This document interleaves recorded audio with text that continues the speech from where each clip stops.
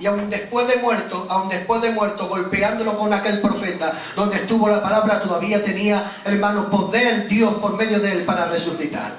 Mira si su palabra es poderosa, hermanos, que dice David que la lumbrera en mis pies, tu palabra, dice, lumbrera mi camino para que no tropiece en piedra. Su palabra es tan poderosa, que dice la Biblia, hermanos, que hasta los vientos y el mar le obedecen. Pero mira si es poderosa su palabra, que cuenta la Biblia y dice de que había un matrimonio y un hogar destrozado. La ilusión de aquella casa se había desvanecido. Aquella casa había traído, hermanos, había llegado el caos. La niña de 12 años, la alegría de la casa, la sonrisa de los padres había fallecido. Una niña con 12 años. Pero dice la santa palabra de Dios que vino allí Jesús y tan solamente con unas sílabas dice que cambió el caos que había en felicidad, hermano, y alegría. Mira si tendrá su palabra poder, que vino un centurión rogando al Señor diciéndole, manda tu palabra, y dice, y mi siervo sanará, y dice que la sonda de su palabra la lanzó y dijo, sé sano, y dice la Biblia que la sonda de la palabra tenía tanto poder que llegó, yo me imagino, que llegó ante la casa de aquel enfermo y fue sanada, porque en su palabra hay sanidad. Pero escuchen bien, mira si tiene su palabra poder, que los demonios salían despavoridos y le decía el gadareno, oye, que has venido a atormentarme antes de tiempo, y tan solamente, hermanos, hasta los demonios se sujetaban y decían, no podemos ir a esa ata de cerdos. Su palabra es poderosa. Y dice la Biblia que un hombre murió y después de 4 días muerto, perdonen ustedes la expresión, los gitanicos tenemos mucho respeto a eso, pero aquel hombre, hermanos, se había descompuesto. Ya no había esperanza, ni leyenda, ni creencia judaica que pudiera resucitar a Lázaro. Eran 4 días y dice la Biblia que allí se acerca Jesús.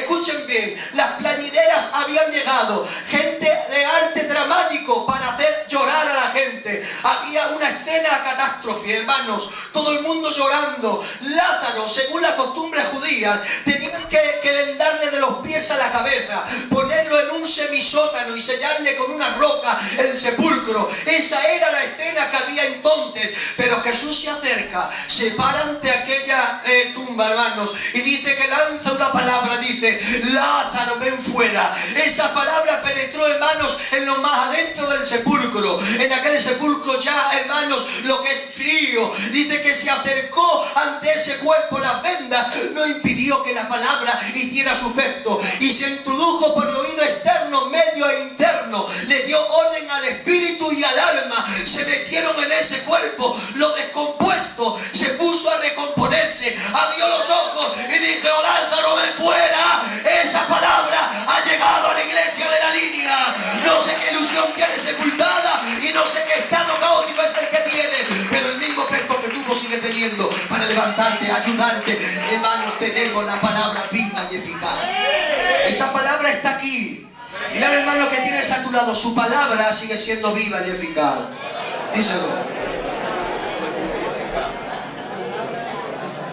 Hemos leído un pasaje muy predicado, muy visto en películas, muy cantado, David y Goliat, ¿verdad?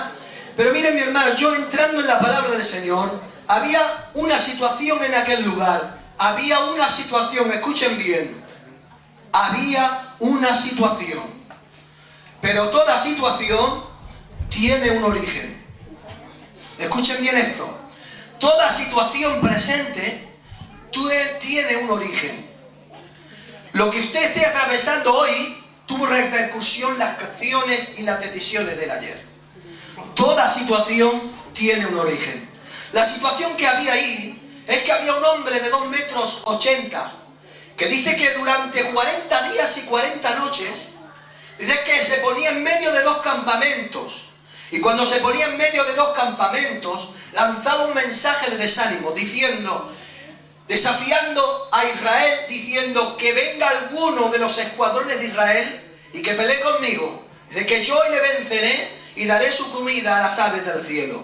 Así se tiró, hermanos, 40 días y 40 noches, un hombre de 2,80 metros, poniéndose, dice la Biblia textualmente, dice su posición, dice en medio de los 2 campamentos, y él lanzaba ese mensaje. Dice la Biblia, hermanos, que esa era la situación. Allí había generales, hermanos, muy poderosos, muy valientes en batalla. Había, hermano, el general Abisai estaba ahí, el general Mer estaba ahí. Había hombres valientes con estratagemas militares. El propio Saúl era un hombre valiente, pero estaba allí y estaba sentado, estaba con su cetro, estaba con su corona y sentado en su trono diciendo: a ver si hay alguno que pelee con este. Dice: yo le daré alguna recompensa. Israel estaba atemorizada. Una rodilla le daba contra la otra y estaban en oprobio. Esa era la situación de Israel durante 40 días y 40 noches. Pero esa era la situación. ¿Cuál es el origen? El origen, voy ahí, hermanos, muy fácil y muy rápido. Dice la Biblia, hermanos, escuchen bien, que Israel tenía una teocracia. Había un gobierno de Dios en medio de Israel. Venía el profeta, hermanos, y era el que transmitía el mensaje, y era como gobernaba Dios a Israel. Claro está, el gobierno de Dios es excelente, exquisito y muy bueno. Tiene unos beneficios, pero tenía también unas exigencias. El gobierno de Dios tenía unos beneficios, pero tenía también unas exigencias. Todos sabemos que Dios gobernaba el pueblo por medio de los profetas, de Moisés a Josué y a los profetas. Dice la Biblia, hermanos, que Israel, fijándose en las demás naciones, cuenta la palabra y dice que piden rey. Cuando piden rey, antes de pedir rey, hermanos, cuando peleaba Israel, era Dios el que peleaba por ellos. Cuando había dos pueblos que se juntaban en contra de Israel, dice la Biblia, hermanos, que Israel consultaba al Señor y el Señor le decía por medio de algún profeta: no temáis, como Coré, uno de Coré dijo: no temáis porque yo pelearé por vosotros. Ese era el gobierno y había unas exigencias. Pero ahora dice la Biblia que ellos piden rey. Dice, como las demás naciones, y Dios le da lo que pide. Dice: toma un rey. Ahí vemos que Samuel coge la depresión del siglo y dice que Dios le dice: que no te han desechado a ti, chaval, que me han desechado a mí. Y todos sabemos que fue como una rebeldía, porque aunque tenía el beneficio del gobierno de Dios, le costaba cumplir con las exigencias. Ese, hermano, fue el origen, porque según las leyes de la guerra, ahora el rey era el que tenía que pelear contra Goliat. Esas eran las leyes de la guerra, pero ese fue el origen y esa fue la situación. Es que déjame decirte una cosa: Israel quería el gobierno del rey, pero los beneficios de Dios. Y es imposible. ¿Cuántas veces nos vemos en callejones sin salida porque te gobernaste tú, pero al mismo tiempo le pides con osadía que Dios te saque de ese callejón sin salida que tú te metiste? Señores, hay dos cosas: que nos gobierne Dios con sus exigencias y con su beneficio, pero no quieras tener sus beneficios sin sus exigencias. ¿Está usted de acuerdo? Pero gracias a Dios que no vamos a buscar culpables, que Dios siempre, aunque ellos tuviesen la culpa, no buscaba culpables, sino que buscaba hombres de solución. Y Dios proveyó de un hombre llamado David para traer solución al pueblo del Señor. ¡Aleluya! Ese es, hermano, el mensaje. Ahora entramos. ¿Sabe cuál es el título? El título es: dejando sin recursos a Satanás. Dejando sin recursos al enemigo. Hoy en el siglo XXI estamos en un tiempo que tenemos que dejar sin recursos al diablo, que Dios le reprenda. Yo voy a estar dando algunos datos de cómo dejar sin recursos a Satanás. A ver, la iglesia de la línea, ¿queréis dejar sin recursos a Satanás? Ahora yo le mando un mensaje a Satanás: Satanás, te quedas sin recursos ante la iglesia del Señor. Miren bien, el primer punto es que de que el padre, hermanos, el padre Isaí le dice a David: ve y ve a sus hermanos. Ve, échale un vistazo a tus hermanos, y dice, y después te vienes para la casica. Eso fue lo que le dijo Isaí. Pero ahora resulta, hermanos, que David se acerca allí, y David se queda fijando, y David cumplía con el mandato del padre. Traía los hermanos aquellos pollos, aquella leche, y se lo dio, hermanos, a sus hermanos. David se podía dar la vuelta y decir: he cumplido, me voy. Y he cumplido, mi padre me ha mandado que le dé de comer, también me voy. Pero sin embargo David vio a los hermanos y vio el peligro que se acercaba a los hermanos. Lo primero que hay que ser un hombre con visión, que no solamente ven a tus hermanos y sepamos venir al culto y estar juntitos, sino tener una visión para poder sospechar de la artimaña de Satanás. Dice la Biblia que David, hermano, se queda fijando a aquel Goliat. Ahora hay un hombre mayor que él, que es su hermano, que dice la Biblia que lo masculga y le dice: conozco la maldad de tu corazón, David. Aquí empieza ya las artimañas, ¿ves? Del enemigo. Dice: conozco tu maldad, hombre. Has venido aquí a espiar. Vete a la casa, que tienes que estar allí con el Papa. Anda, vete.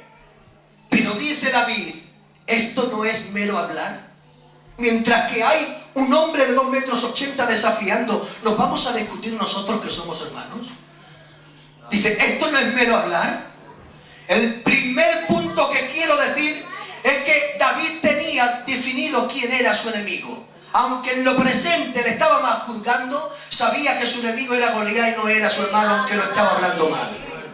Aquel hombre podía haber dicho: me doy la vuelta y te dejo aquí, chaval, que yo he venido solamente a darte un recado. Pero sin embargo dice: esto no es mero hablar, porque llega el tiempo, hermanos, el cual Dios a veces hace confundir dentro de las iglesias y no tenemos definido cuál es nuestro enemigo. ¿Sabes qué te digo, hermanos? Te voy a decir una cosa, porque dice la Biblia en el capítulo 3 de 2 de Samuel, de 1 de Samuel, dice: y hubo larga guerra. Dice: hubo larga guerra entre la casa. Yo me imagino que cuando hay una guerra es porque una nación se levanta contra otra, ¿sí o no? A ver. Sabemos que cuando sale por televisión hay una guerra, es una nación contra otra. Pero sin embargo en el capítulo 3, hermano, de Samuel, dice: y hubo una larga guerra entre Saúl y David. ¿Cómo es posible? ¿Cómo la Biblia define una larga guerra, hermano pastor, entre dos hombres? Porque inmediatamente me llevó el Señor a Efesios. Y en Efesios dice: por lo demás, hermanos míos, fortaleceos en el Señor y en el poder de su fuerza. Todos sabemos el detalle. Y llega terminando y dice: porque no tenemos lucha. Ahora define luchas. Dice: contra potestades, contra gobernadores y cuantos huestes que reinan en las regiones celestes. Pregunto a la iglesia de la línea: ¿dónde hay más enemigos? ¿En el capítulo de Efesios o en el capítulo 3 de Samuel, que son Saúl y David? En el capítulo de Efesios hay millones y millones de enemigos, porque posiciona a los demonios y a Satanás y a todas sus huestes. Pero ¿saben lo que me estaba diciendo el Señor? Sí, en el capítulo 3 de Samuel digo una gran guerra, porque dentro de una iglesia o dentro de un pueblo que no solamente se discutan ni se lleven mal, para mí es una gran guerra. Pero cuando hacemos, hermano, y peleamos contra Satanás y contra los demonios, Dios lo define como una lucha. Porque si acordáis una cosa, guerra entre hermanos nadie gana, todos pierden. Cuando Caín manda a Abel, Abel muere, Caín es errante y un padre se queda destrozado. Pero yo digo que la iglesia de la línea tenemos definido cuál es nuestro enemigo, y nuestro enemigo no es nuestro hermano, por mucho que me diga y por mucho que me haga, es Satanás. Que Dios le reprenda. Aplaude fuerte para Dios. Aleluya.